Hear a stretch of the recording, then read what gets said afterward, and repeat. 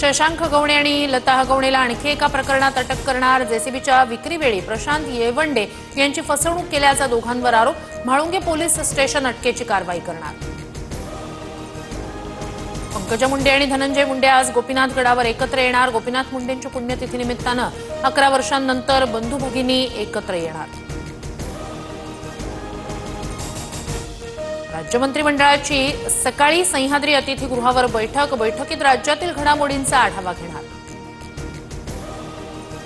उपमुख्यमंत्री एकनाथ शिंदेंच्या पक्षातील मंत्र्यांची आज बैठक। राज्य मंत्रिमंडळाच्या बैठकीनंतर शिंदेंच्या शिवसेनेतील मंत्र्यांची वेगळी बैठक होणार। सहकारी बँकांच्या आतताईपणामुळेच हॉटेलचा ताबा सोडावा लागला। हॉटेल 7 वेळा लिलावात काढलं, पण किंमत जास्त असल्यानं कुणी विकत घेत नव्हतं। विट्स हॉटेलचे मूळ मालक आबासाहेब देशपांडे यांचं वक्तव्य।